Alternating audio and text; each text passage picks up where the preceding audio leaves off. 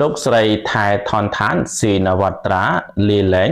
ចេញពីប្រធានគណៈបកភឿថៃដើម្បីការពារគណៈបកនិងត្រៀមរៀបចំរចនាសម្ព័ន្ធបកឡើងវិញថ្ងៃនេះយើងនឹងលើកយកព្រឹត្តិការណ៍ដ៏សំខាន់មួយនៅក្នុងឆាកនយោបាយប្រទេសថៃគឺការសម្រេចចិត្តរបស់អតីតនាយករដ្ឋមន្ត្រីថៃលោកស្រីផែថនឋានស៊ីនវត្រាដែលបានប្រកាសលាលែងតំណែងជាប្រធានគណៈបកភឿថៃកាលពីថ្ងៃពុធទី22ខែតុលាឆ្នាំ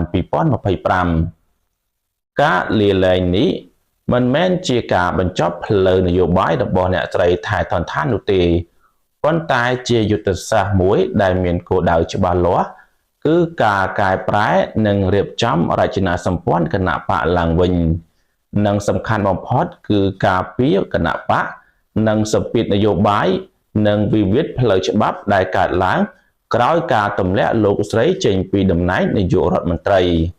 តើការសម្រេចចិត្តនេះមានអត្ថន័យនយោបាយអ្វីខ្លះហើយនឹងជះឥទ្ធិពលបែបណាដល់អនាគតគណៈបកភឿថៃមុនការបោះឆ្នោតសកលដែលគ្រោងធ្វើនៅខែមីនាឆ្នាំ2026យើងនឹងបកស្រាយអធិប្បាយដូចតទៅនេះលោកស្រីថែថនឋានស៊ីនវត្រាបានប្រកាសលាលែងតំណែងជាប្រធានគណៈបកភឿថៃនៅថ្ងៃទី22ខែតុលាឆ្នាំ2025ដោយបញ្ជាក់ថាការសម្រេចចិត្តនេះគឺដើម្បីចាប់ផ្ដើមការរុះរើគណៈបកឡើងវិញដោយដែលលោកស្រីបានប្រកាសកាលពីថ្ងៃទី7ខែតុលាឆ្នាំ2025លោកស្រីបានសង្កត់ធ្ងន់ថាគណៈបកភឿថៃដែលជាគណៈបកនយោបាយដ៏សំខាន់មួយរបស់ប្រទេសថៃត្រូវតែកែប្រែឡើងវិញការផ្លាស់ប្ដូរនៅក្នុងគណៈបកភឿថៃត្រូវតែចាប់ផ្ដើមឲ្យបានឆាប់រហ័សតាមដែលអាចធ្វើទៅបានដូច្នេះខ្ញុំជ្រើសរើសការលាលែង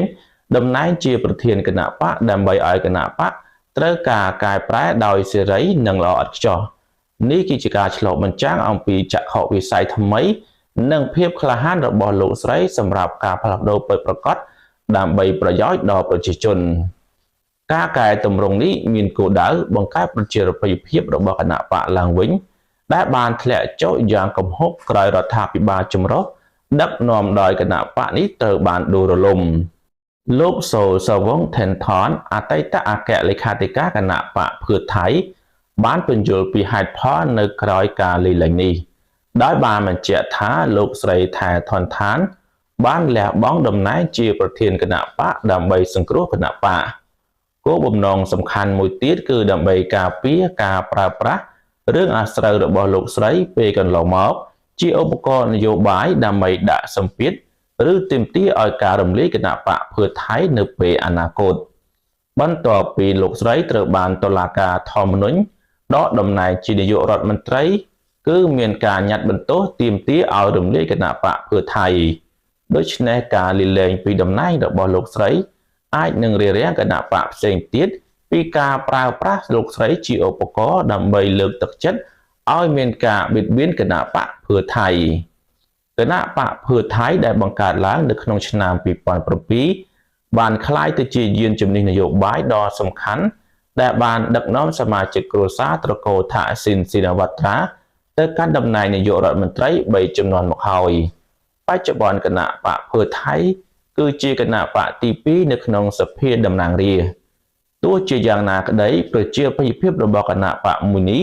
បានធ្លាក់ចុះយ៉ាងគំហុកក្រោយរដ្ឋាភិបាលចម្រុះដឹកនាំដោយគណៈបកមួយនេះបានដួលរលំក្រោមការដឹកនាំរបស់លោកស្រីថែថនឋានជានាយករដ្ឋមន្ត្រីកាលពីចុងខែសីហាឆ្នាំ2025តុលាការធម្មនុញ្ញបានដកហូតតំណែងនាយករដ្ឋមន្ត្រីរបស់លោកស្រីផែថនឋានពីបទរំលោភក្រមសីលធម៌យ៉ាងធ្ងន់ធ្ងរការសម្រេចចិត្តនេះទាក់ទងនឹងការសន្ទនាអំពីបញ្ហាព្រំដែនតាមទូរស័ព្ទជាមួយសម្ដេចហ៊ុនសែនប្រធានព្រឹទ្ធសភាកម្ពុជាក្រមប្រឆាំងបានចាត់ប្រកាសថាការសន្ទនានោះបានប៉ះពាល់ដល់ផលប្រយោជន៍ជាតិថៃការបាត់បង់តំណែងរបស់លោកស្រីនិងការដួលរលំរដ្ឋាភិបាលរបស់គណៈបកភឿថៃបាននាំឲ្យមានការលាលែងតំណែងរបស់អ្នកនយោបាយនិងសមាជិកសភាសំខាន់ៗជាច្រើនរូបធ្វើឲ្យគណៈបកជួបវិបត្តិយ៉ាងធ្ងន់ធ្ងរការលាលែងពីតំណែងនេះ គឺជាកិច្ចខិតខំប្រឹងប្រែងរបស់លោកស្រីផែថនឋានដែលជាកូនស្រីពៅរបស់លោកថាស៊ីនស៊ីណាវ៉ាត្រាអតីតនាយករដ្ឋមន្ត្រីក្នុងគោលបំណងការពារកេរដំណើររបស់ឪពុកឲ្យបាននៅគង់វង្សនិងមានភាពលេចធ្លោនៅក្នុងឆាកនយោបាយចម្រុះពណ៌របស់ប្រទេសថៃក្រៅពីដើម្បីសុវត្ថិភាពគណៈបកការលាលែងតំណែងនេះក៏ជាផ្នែកមួយនៃការកែប្រែថ្មីរបស់គណៈបកដែលធ្លាក់ចុះប្រជាប្រិយភាពសមាជិកគណៈបកត្រូវបានរៀបចំដើម្បីត្រៀមការប្រកួតប្រជែងនៅក្នុងការបោះឆ្នោតសកលនៅពេលខាងមុខដែលក្រុងធ្វើឡើងនៅខែមីនាឆ្នាំ2026គណៈបកភឿថៃនឹងរៀបចំកិច្ចប្រជុំវិសាមញ្ញដើម្បីជ្រើសរើសគណៈកម្មការប្រតិបត្តិថ្មីការរើសរើសនេះនឹងកំណត់ថាតើគណៈបកនឹងបន្តប្រើប្រាស់អធិបតេយ្យត្រកូលថាស៊ីនស៊ីណាវ៉ាត្រាឬជ្រើសរើសថ្នាក់ដឹកនាំថ្មីដែលមិនមែនជាសមាជិកគ្រួសារដោយដែលអ្នកវិភាគខ្លះបានលើកឡើងថាដើម្បីបង្ហាញអំពីការផ្លាស់ប្ដូរពិតប្រាកដសរុបមកការសម្រេចចិត្តលាលែងតំណែងរបស់ប្រធានគណៈបកភឿថៃរបស់លោកស្រីថែថនឋានស៊ីណាវ៉ាត្រានៅថ្ងៃទី22ខែតុលាឆ្នាំ2025គឺជាយុទ្ធសាស្ត្រដ៏មុតស្រួចដែលមានគោលដៅពីរទី1គឺកំណែតម្រង់ផ្ទៃក្នុងដើម្បីស្ដារប្រជាប្រិយភាពនិងទី2ការការពារគណៈបកពីវិវាទផ្លូវច្បាប់ដែលគំរាមកំហែងដល់អរិយភាពរបស់គណៈបកក្នុងនាមជាកូនស្រីពៅរបស់លោកថាស៊ីនស៊ីណាវ៉ាត្រា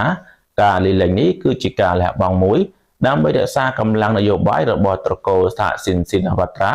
ឲ្យនៅគង់វង្សនិងត្រៀមខ្លួនសម្រាប់ប្រយុទ្ធនៅក្នុងឆាកនយោបាយភាពតានតឹងនៅពេលខាងមុខ